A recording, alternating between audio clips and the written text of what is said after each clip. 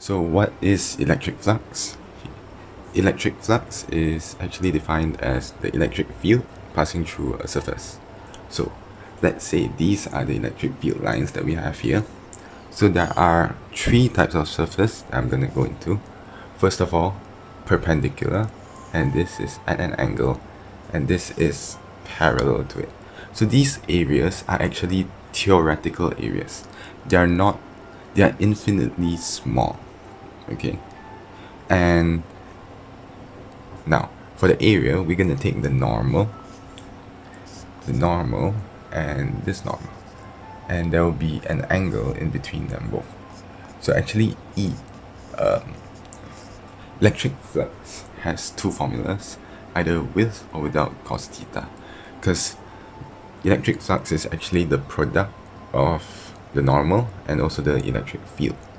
So when we link it to cos theta, we know the graph of cos theta, which is like this as such. This is 100, 360, this is 180, this is 90 degrees. So as you can see here, either this, which has theta equals to 0, or this, theta equals to 90. So when, as you can see on the graph, when it is 0 degrees, it is 1, which is actually the maximum. And when it's 90 degrees, it's 0, which is nothing. So when it is parallel 90 degrees, the magnitude would be 0. But when it's 0 degrees, this would be the maximum magnitude. Now, why is it equal to 0? Because if you think this area as something that's infinitely small, and the lines, electric field lines, are going the same direction, then they technically would not intersect. As said before, this has to be passing through.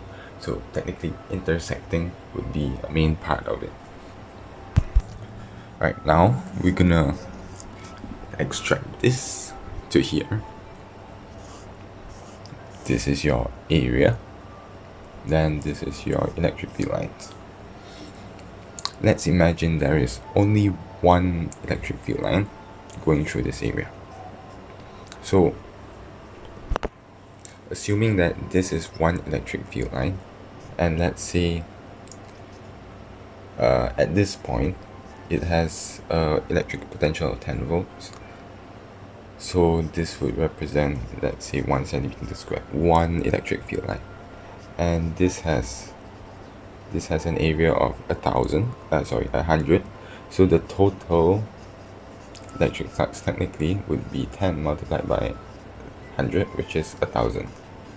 So why do I specify at this point?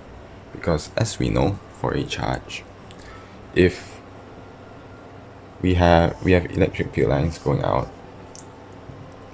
at each of this, we call this equipotential surface, which means 10 volts same throughout the whole circle, and 5 volts, 3 volts, like going out, it will decrease. As we know, electric potential is technically the work done to bring a charge from infinity, assuming there's a charge at infinity here. We're trying to bring it all the way to 10 volts, 5 volts, and 3 volts. So electric potential is the work done to bring it to that point. And it would technically be equal if, let's say, it's from here. This would also be 10 volt, not here. Okay, and this is for a sphere.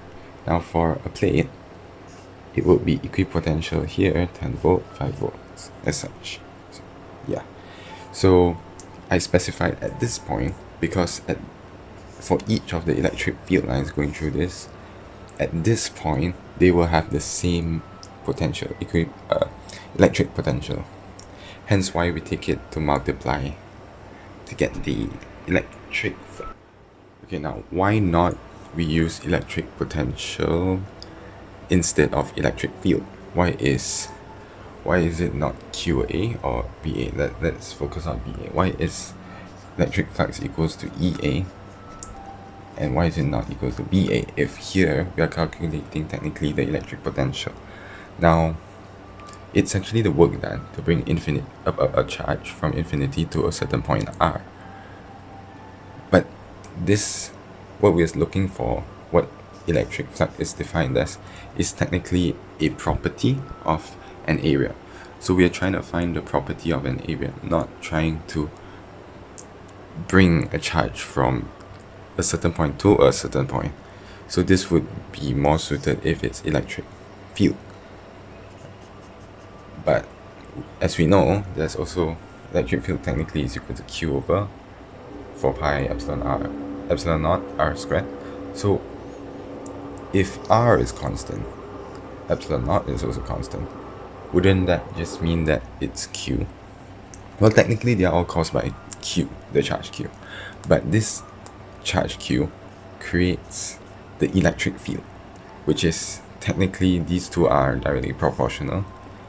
So this inherent trait multiplied by area would get you the electric flux, which then we can link to Gauss' law to get this, either for